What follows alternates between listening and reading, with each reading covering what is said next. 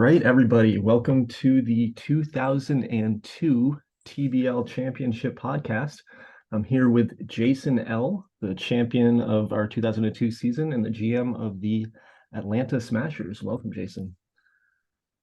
Hey Zeus, thanks for having me. Thrilled to be here. Appreciate you taking the time to put this together and excited to go through some things today that helped lead us to the second championship in TBL.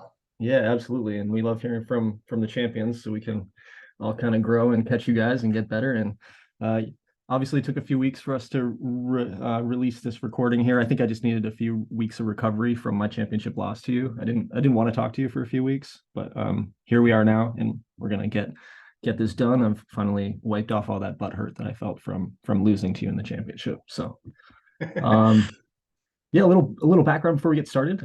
Jason, again, general manager of the Atlanta Smashers in the J division of the Ice Conference. Um, Feel free to introduce yourself a little bit, Jason, and just tell us a little bit about your out of the park experience, and maybe your ties of why you chose the Atlanta Smashers as your team. Yeah, absolutely. So I am based just in a town just north of Atlanta in Georgia. So I've been living down here for about 7 years now. I'm originally from the Washington, D.C. area.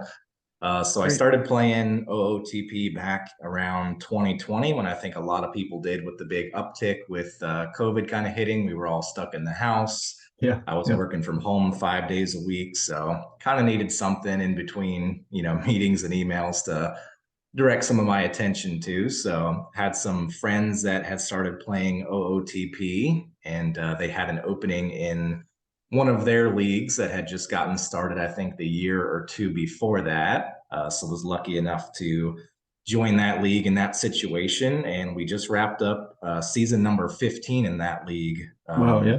a couple of weeks ago. So I've been with that league for I think 13 of those 15 seasons fully.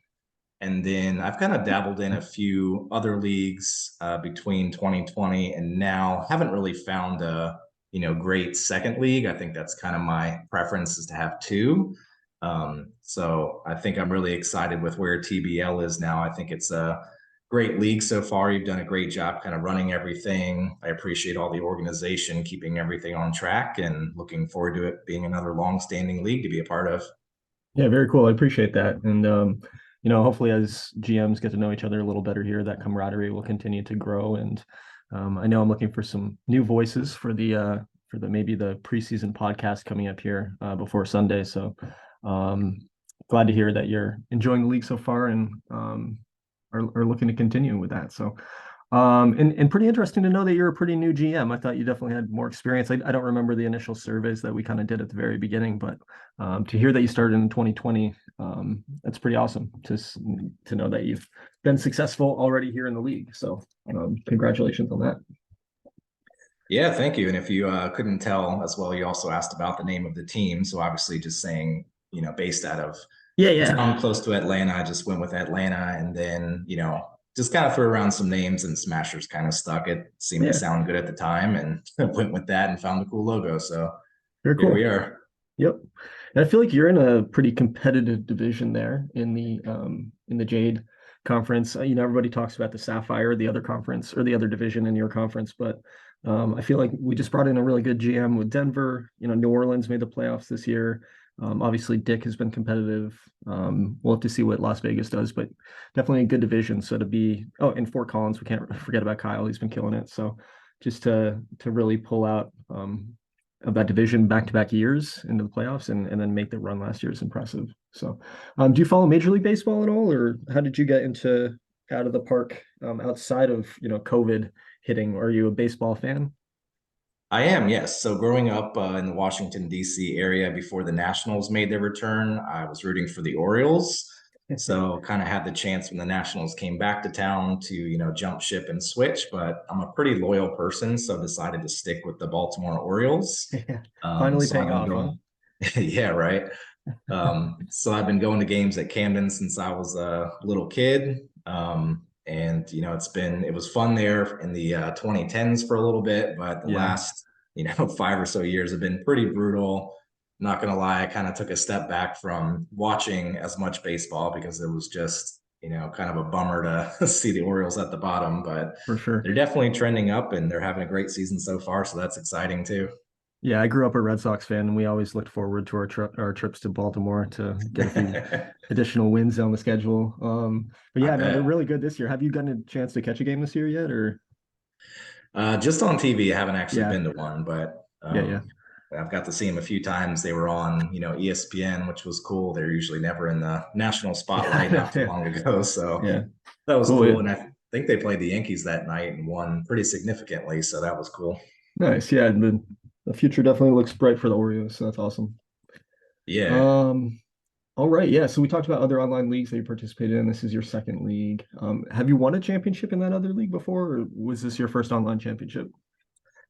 I have, yes. So trying to remain humble, but I've actually won three times in the other league. Oh, damn. All right, all I right. think I did a back to back once, and then a few years after that, won it a third time. 3 out of 15. That Um, sounds like you're maybe one of the better GMs in that league.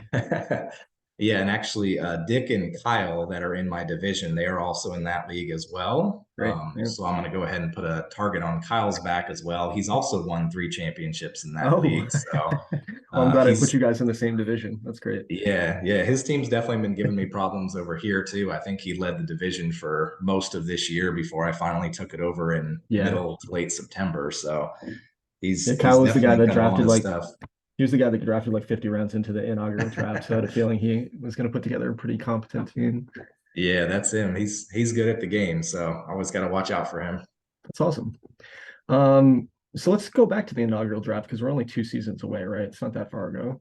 How did you kind of approach that draft, and what was your strategy going in? Were you trying to win right away? Clearly, that's what came out of it. But like, what was your goal with the draft? Yeah, so I think I picked second to last, if I remember correctly. So, starting off, it wasn't a great spot or pick to be in. So essentially, I didn't take a lot of time to go through and make a ranking sheet. I kind of said, let's just, let the draft come to me and see what happens. Yeah. My initial thought, especially just using OSA as a scout, was to target, major league players, not just go towards, minor league guys with upside, but just see who fell to me that late in the first round and see who I could build around. Yep. I typically lean towards hitters as well when I'm starting, brand new guys that'll, play every day, be around for hopefully a handful of years at a minimum that you can kind of build around. So as the draft was, kind of happening, I was seeing a lot of good players go off the board, and obviously you get nervous picking towards the end of the draft. But as I got to be a few picks away from my first pick, there was a third baseman, Diego Orta, who I had my eye on. And he happened to kind of slip and be there at my pick at number 27, I think it was. And he kind of fit my criteria in terms of a player that's, in their prime. So they're not brand new, even though it's a brand new league. And I don't think any of these players really have a background, but Yeah. he's not young enough where he still has some growth to do. He's ready to go and ready to play, but he's also got some time left in his career where he may not have been the best player left on the board. But I think in terms of competing, immediately in the near future, he at least gave me a building block to kind of start things out with. For sure. Yeah. And it looks like he's 27 now. So that means he drafted him at 25. So that's definitely like a pretty good piece to build around for the future, right? So Exactly. Yep. And then, I kind of, since I went with him with my first pick, I got a similar kind of guy with my next pick, Jordan Brown, kind of similarly aged, another infielder. So I continue to build up the offense there. So as I started with back-to-back offensive players, guys that were, younger and probably in their prime, it led me to just go down a path to try to acquire players to, win in the near term. yep. Hopefully not something where it was a 1 or 2 year and bust situation, but something that I could have guys around for at least 5 years or so. And, that way we have the draft to add to our stockpile of prospects. We get some trade ammunition that way. We see what happens in free agency and trades kind of to add to it. So kind of opened up a lot of, avenues to, start with that as a base and see where it goes. Yeah, that makes sense. And obviously, looking at your first year right after that draft, you had a successful year. Did you win the division or were you one game out? I forget. You're 1 game out, right? Because you made the wild card. And I don't No, I do remember the wild card, excuse me, the 2001 wild card, because you had a 2-0 series lead and then ended up blowing that and losing 3-2 to Somerville, I believe. So obviously you got off to a Sure rough did. start there. Um, and then you didn't make a ton of changes in the offseason. I kind of noticed that going into 2002. I think you made one trade for a first baseman, and he got injured right away, right? Dan Brown, I believe. And then Yep. yeah, you had a really, really great 2002 year too. So like what were you thinking after year one going into year two, and what were your expectations there? Yeah, so year one, like you said, I was pretty close to winning the division already. Had a 2-0 series lead in the first round that I ended up blowing, which was heartbreaking. I'd almost rather get swept at that point to see how close they were to winning it, but it is what it is. Yeah.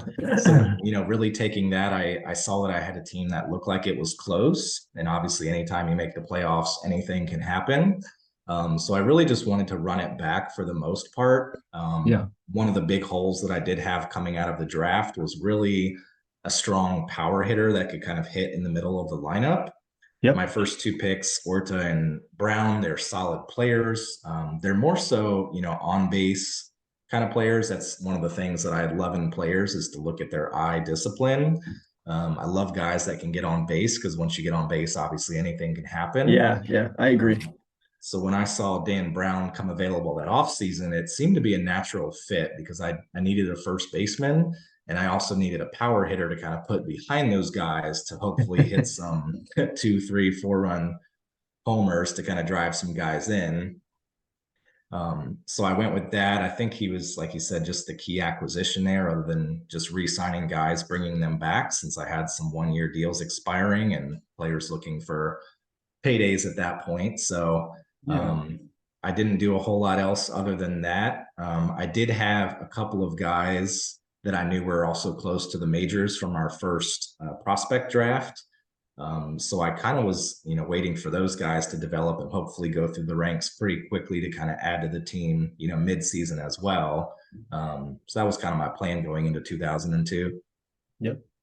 Yeah. And obviously that plan worked out because your team did run it back and ran a lot further than they needed to. You actually had a really good playoff too. Once you lose like maybe 2 or 3 games all playoff. Um, I think you Yeah, swept it the wasn't first round, much. right? And then 4-2 in the second series. And then I think you beat me in 5 games. So your team got red hot there in the postseason. Yeah, they Um, did, and that's key. yeah, yeah, for sure. So at what point do you think like during your regular season, did you think, your team had a shot to kind of to you were performing up to expectation, I guess. Did you feel pretty confident most of the season going into the postseason, or what were your thoughts as you entered the postseason? Yeah, I actually kind of had a feeling most of the season that the team was underperforming a little bit. I know that I Mm, had a winning record, but they just weren't really getting to the point where I kind of expected or thought that they would get to. So I think it wasn't until, middle to late September when they really seemed to kind of take off and make a move to win the division that I really kind of felt like I had a chance at this thing. Obviously, there's a lot of good teams in our conference as well. yeah, Dan with Philadelphia had strong intentions of running it back. he did. Yeah, Um, we have a couple other of really strong teams. So really, I was just thinking, hey, let's just get to the postseason. Winning the division and getting a bye was also very key because anything can happen in the playoffs. So getting by that first series without getting players hurt or tired or just opening yourself up to losses was also great. And then really at that point, I don't know that I was really confident. I was just thinking we're just going to give it our best and see what happens. And Dan got eliminated, I think, a little bit earlier than he would have thought, so that probably worked better for me because somebody had to take him down, and that would yeah, have been a fight. yeah, for Um, sure. Your path definitely got a little easier in the conference championship game, um, but that's not discrediting your run. Obviously, like that's just the path you get, and you take the pathway and you go right. So yeah, that definitely was a fortunate thing to have him knocked out, and all those injuries he suffered at the end of the season because he definitely had a really strong team going into the postseason, or at least into that final month. yeah, he sure did, and I'm sure he'll be back too. He's still got a strong team. Yeah, I'm thinking I feel like I think he's gonna maybe be a playoff team again this year, but I could see him fading as well. We'll see. Um, So looking back at your regular season, were there any like key factors or key moments in the season that you can that kind of stick out to you? And talk about the Brown trade a little bit. Did that work out for you? I know he got injured pretty early on, and I guess I have some personal interest in this because I actually made a huge offer to Miles for Dan Brown, and then I was like literally about to click the submit button, and I backed out. I kind of got Oh, cold feet. And I did that because of his injury history, and then he did get injured right away. So I felt kind of good about that, but I didn't really track his season. So like, did that trade work out for you at all? And was there again, were there any other key factors in the season that you kind of point to? yeah, specifically for Dan Brown, I think it definitely did work out. So I was just checking it. He did end up playing in 133 games. So Nice. That's not bad at all. not quite a full season, but I do like to give guys rest throughout the year as well to kind Yeah. of keep them somewhat fresh. Yeah. Yeah. Yeah. And he also has got some, platoon splits issues as well. So he doesn't hit as well against lefties. So I sat him down against some lefties anyways, but overall being able to play that many games with his injury history, and also he was 35 at the time, 36 going into this year. I had Yep. some concerns when I originally traded for him, just because I think when players get to be 34 or above or whatever that mark is, I start to worry about the decline coming anytime.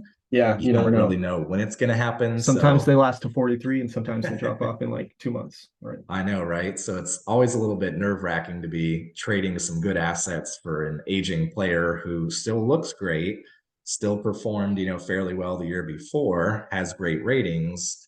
But I did have some concerns. I really needed a first baseman, and I think he's maybe average at best in terms of being a fielder. So that with the age kind of had me worried a little bit when I made the trade, but I knew I needed to make some sort of addition or splash to my team, especially somebody with power. And I think Yep. he was really the best option and the best potential cost to acquire at the time. So I really just went with it, made the risk. I think it worked out pretty well. He ended up hitting 34 homers and drove in 88, mostly from the cleanup spot. So not great numbers, but I also know I have a couple of really good hitters in front of him. So I think he worked out really well. I've got him signed for the next 2 seasons, the second of which in 2004 is a vesting option. That's also his age 37 season. So we'll certainly see what happens there. He'll probably start declining here, Yeah. anytime now, but anytime you can make a key acquisition like that and win a championship, I think it's It's a justified, right? success. Yeah, Yeah, absolutely. We are saying the same thing about the Marcelo Bland trade last year, right? For Philly. Like he gave up a ton of assets, but then you win a championship and it's all worth it. So exactly. And the first year, I made several trades before the deadline for guys on expiring contracts. yep, So I really tried to go for it more in year one than year two. And obviously, it didn't work out. And I kind of set myself back a little bit, trading some future assets away, for expiring players that I didn't end up bringing back. So for going sure. into the off season in year two, I really wanted to focus on trying to acquire players that I could, have for more than a couple of months or a season. Because I really, with the drafts that we've had here being pretty loaded, I didn't want to skimp too many draft picks and hurt myself really Right. bad long term. Yeah. It does seem like you really do need to kind of be patient, right? In the sense like if you do make a bunch of moves and it doesn't work out, like you're taking a risk, right? Even if you make a bunch of moves, you're not guaranteed a championship.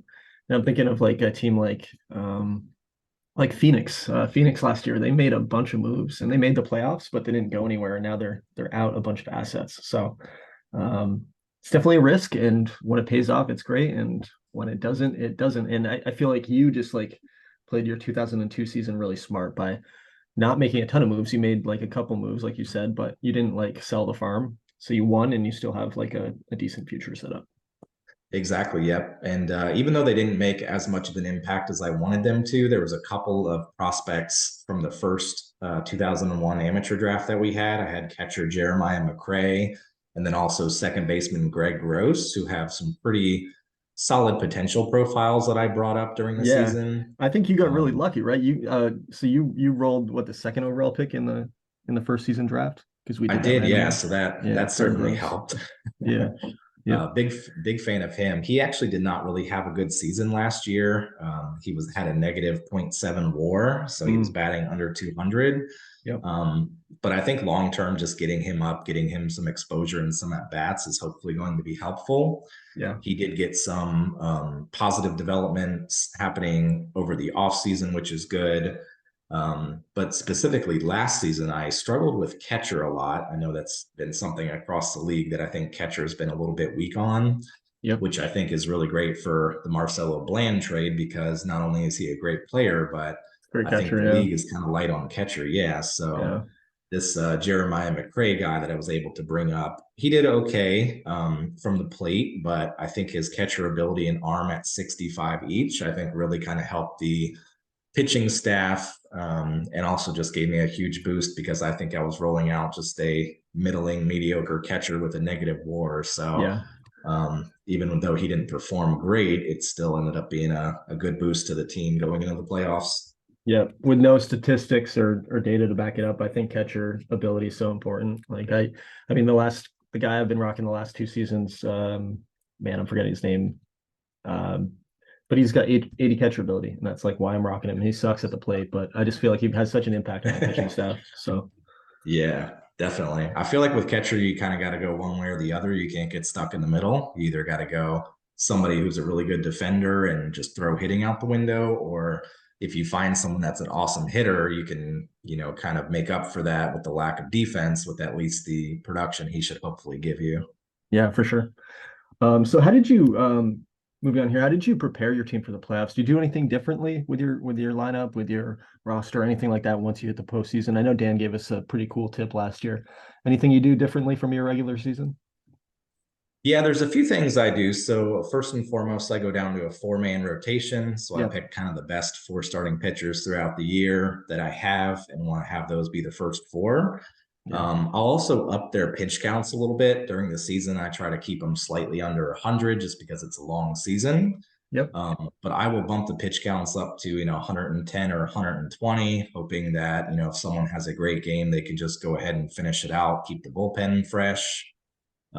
So I do that. I also That's risky of you. I hate setting pitch counts in the regular season because if a guy's throwing like a no hitter and he hits like 100 pitches in the seventh, I'd be so mad at myself. But everybody's different strategy, but I just can't do it for a regular season. Yeah, since Uh, it's a simulation game, I just throw out all the that's individual fair. accolades and I That's say, fair. look, we're trying to win here. So Yeah. That's you'll fair. get over it. But yeah, I do that with the pitch counts. I also go into the strategy and mess with that a little bit. So while the pitchers have a larger pitch count, I'll also reduce their hook. So I Hmm. want the manager to take them out faster if they do get into trouble. Yeah. So I do that for starters a good amount, but then relievers, I really kind of reduce that, or I guess improve it, whichever way you're looking at it, to pull them even quicker. Yep. Because I think in the playoffs, we've got plenty of players on the roster. That's not an issue. So if it's not somebody's day or if they're not pitching well, just yank them and move on to the next one. Yeah, makes sense. Um, so that's one of the big things I do with pitching. In terms of hitting, I don't make a lot of changes. I do try to scout the opponent the best I can. So I'll look at, their team against lefties and righties, see if they have trouble against either left-handers or right-handers, which kind of helps me align my pitching staff. Yep. I think in this league, I've got all righties right now, so that obviously doesn't matter. But if I had lefties, I could kind of see where to start attacking a team with. But I'll also take a look at the opposing team's catcher, see if it's somebody I think I can run on. Because if it is, I keep that in the back of my mind. And if I open up a series kind of struggling, I'll go into the strategy as well and kind of increase that slider all the way for stealing Hmm. bases to try to get something going against that team. That's pretty smart. That's awesome. Yeah. And then just try to see what else I can about that team. See if I'm strong against righties and I know they have, right-handed pitchers, for example. You try to just get your best lineups out there. And I do pay attention a little bit to who's been hot lately. See Yep. if I need to, juggle the lineup a little bit. But it's really just a case by case scenario and just try to get as much information as I can and make the best decision possible. It is fascinating how we, all look at different things and all kind of approach it differently. And this isn't my championship podcast, so I'm not going to go deep into my strategy. But like one thing I do is I look at my pitchers' home and away splits, like and see if they pitch better at home or if they pitch better on the road, and then I try to line up my pitching rotation based off of that. So yeah, we all look at like the numbers in a different way. We all kind of find what we Yeah. think is best to have our lineup perform the best once we get to that point, right? Absolutely. And there's so many different data elements you can point to in So this many in game, this which is game. one of Yeah, the it's reasons I crazy. love it. Yeah. There's so many pieces that can either talk you into a decision or talk you out of a decision. So It's like you funny with mentioned there, like I don't necessarily look at home or away ballparks, but it's probably yeah. something I could and it could be Yep. helpful. Yeah. But there's just so many things to look at. It's funny too with the emergence of ChatGPT. There's so many statistical categories like I didn't know what they were, and I just like plug it into ChatGPT. I'm like, explain this to me like I'm in fourth grade, please. And so I'm starting to learn more about these stats and different categories and stuff and how to utilize them. But Yeah, definitely. um, cool. So you could probably speak towards this next question better than anybody in the league. How big of a deal is it to win the division as opposed to making just the wild card? Because obviously you get that first round bye, sets up a little easier pathway towards that championship game.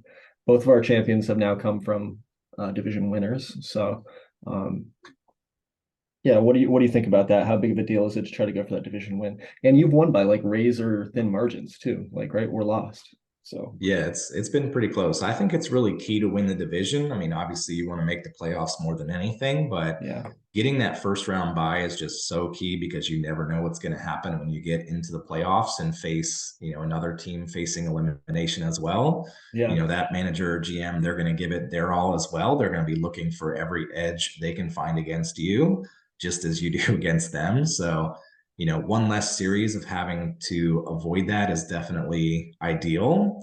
There's also a fine line too, though, because on the one hand, you really want to win that division and get that bye, but you also don't want to push your team too much where you're either risking injury or, overplaying guys to the point of being tired and then not set up for the next series as well. So right. it's a Yep, really hard balance to kind of find. Overall, I think you got to push forward as much as you can without putting too much risk on your team. Like I said before, the pitch count is something I'll always kind of keep under 100 during the regular season, unless it's late in the season and it's a really close finish down to the last sim or so, and you really need something. I like to do that, but just getting to the playoffs and getting hot at the right time is really what's key. So getting that first round bye gets you past the first team, and then you've only got two more series until you get to the World Series. So every little bit helps.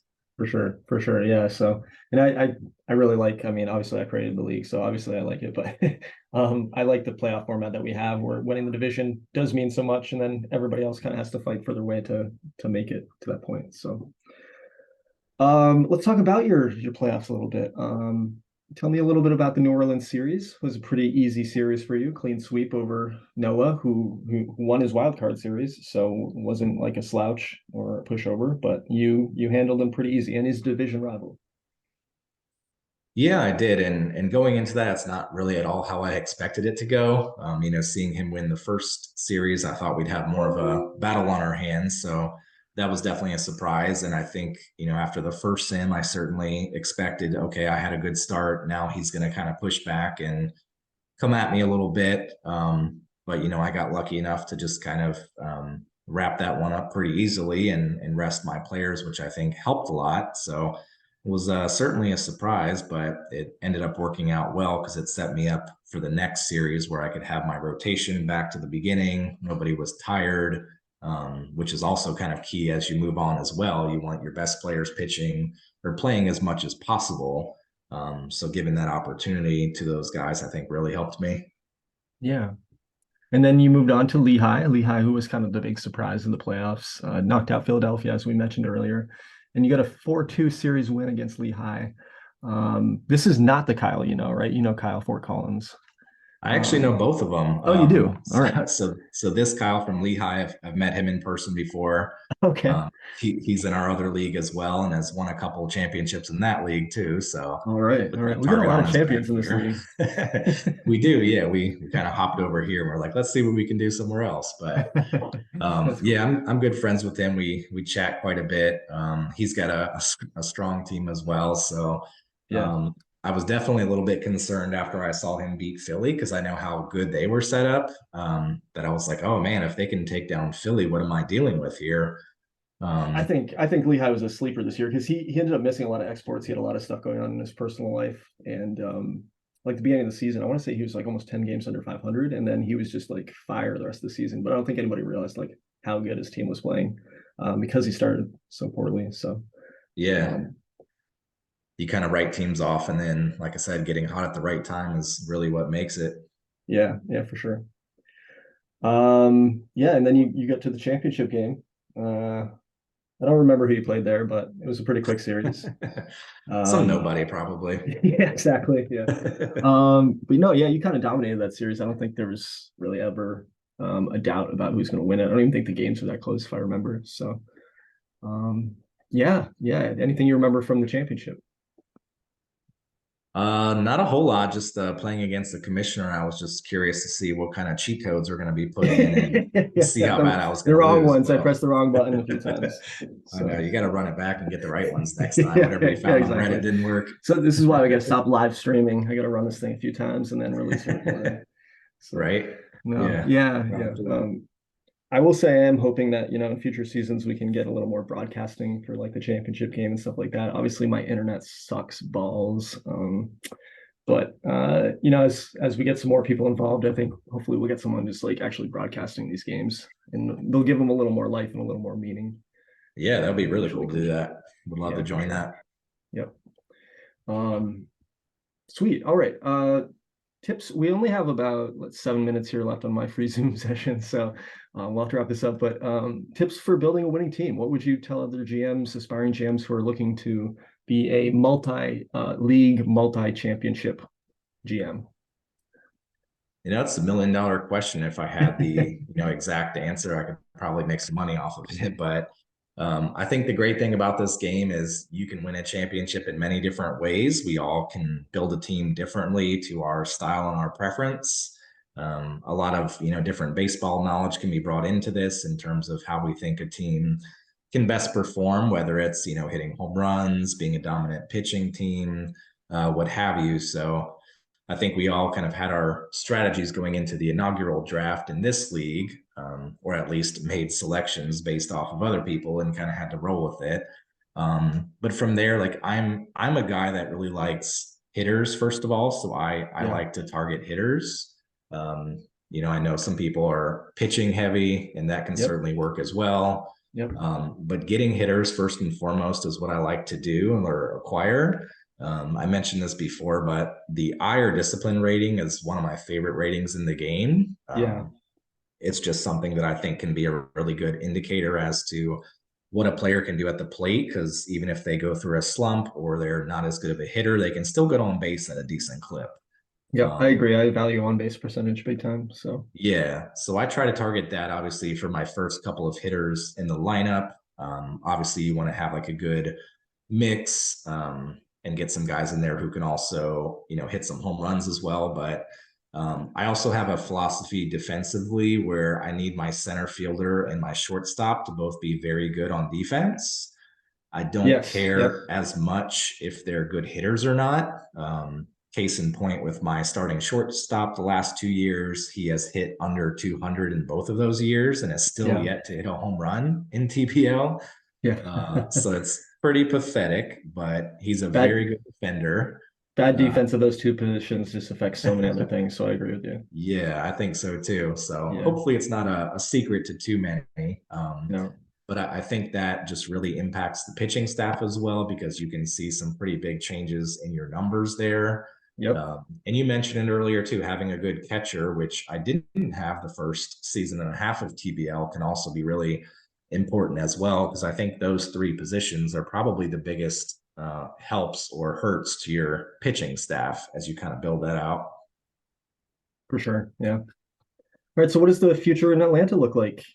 Championship in hand now. Do you envision, running it back a few more years here? Are you looking, how long is your window open, and what are you looking to do to move to that next phase once it closes?